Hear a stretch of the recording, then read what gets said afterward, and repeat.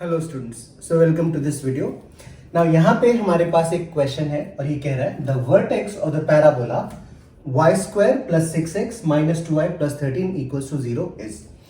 तो ये चार हमारे पास ऑप्शंस है, तो हम लोग देखते हैं इसको कैसे सॉल्व करेंगे। तो सबसे पहले तो ये नोट करो कि ये जो पैराबोला है ना, ये स्टैंडर्ड पैराबोला नहीं है।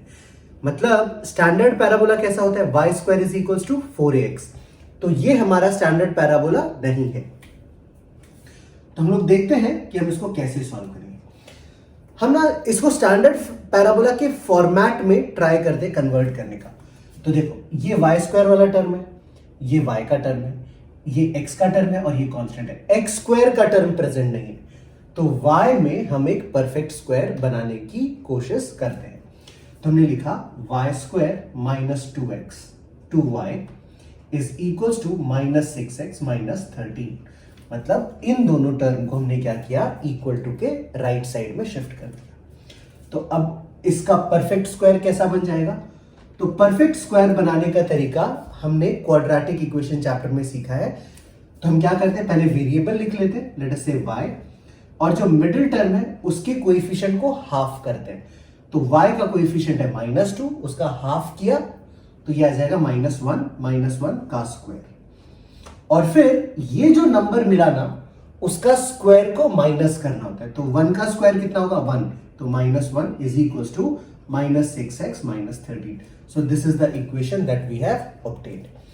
अब इस -1 को हम राइट में लेके जाएंगे, तो ये क्या बन जाएगा, y माइनस 1 का square is equals to -6x minus 12। और यहां पे हम क्लियरली -6 को हम कॉमन ले सकते हैं। तो ये रह जाएगा हमारे पास x प्लस 2, और ये आ गया लेफ्ट साइड में y माइनस 1 का स्क्वायर इक्वल्स टू दिस। तो अब अगर मैं पूछूं कि इसका वर्टेक्स हम कैसे फाइंड आउट करते हैं, देखो, अगर मैंने स्टैंडर्ड पैराबोला का इक्वेशन लिखा ना, y square is equals to 4ax, तो वर्टेक्स हमको मिल जाता है by putting capital X equals to 0, मतलब वो ये वाला पार्ट है, और कैपिटल Y इक्वल्स टू 0 जो कि ये वाला पार्ट है। किसी भी पैराबोला को अगर हमने इस फॉर्म में लिख दिया तो इस तरह से हमारा वर्टेक्स आ जाता है। जितने भी हमने फॉर्मेट्स या फॉर्मूला सीखे थे, वर्टेक्स का, एक्सिस का, फोकस का, डायरेक्ट्रिक्स का, वो सारा फॉर्मूला इन जनरल एप्लीकेबल है। बस जरूरत है कि हम हमारा इक्वेशन को इस फॉर्म में रिप्रेजेंट कर लेंगे। तो अगर इसको और इसको हम कंपेयर कर लें, तो कैपिटल Y की जगह पे क्या आ गया, y माइनस 1, और कैपिटल X की जगह पे क्या आ गया, x प्लस 2। तो हमको करना ये है कि कैपिटल X इक्वल्स टू 0, मतलब x प्लस 2 इक्वल्स टू 0 करना है, एंड साइमल्टेनियसली y माइनस 1 को भी 0 करना है। आई होप बच्चे लोग, तुम लोग को ये बात समझ में आ रही होगी। तो इसको सिंप्लीफाई करने से हमको मिल जाएगा x इक्वल्स टू -2, और इसको सिंप्लीफाई करने से आ जाएगा y इक्वल्स टू 1। तो बेसिकली हमारा वर्टेक्स का पॉइंट आ गया -2, 1। तो अब ऑप्शंस चेक कर लेते हैं। क्लियरली ये जो ऑप्शन है -2, 1, यही हमारा फाइनल आंसर है।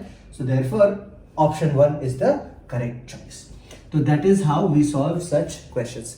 नाउ देखो, ये क्वेश्चन जो है ना, इजी था, करेक्ट, बट मैंने ये क्वेश्चन क्यों सॉल्व किया, एग्जांपल्स में हमने इनको क्यों इंक्लूड किया, क्योंकि इसको इंक्लूड करने का रीजन या फिर इंपॉर्टेंस ये है, ये बताना कि इस तरह के जितने सारे फॉर्मूला थे वो सारे एप्लीकेबल होते, चाहे वो कोई भी पैराबोला का इक्वेशन लिख लो। मतलब चाहे वो x square equals to 4ay लिख लो, या फिर y square equals to -4ax लिख लो, या फॉर दैट मैटर कोई भी जनरल फॉर्मेट का हमने पैराबोला फॉर्म कर लिया।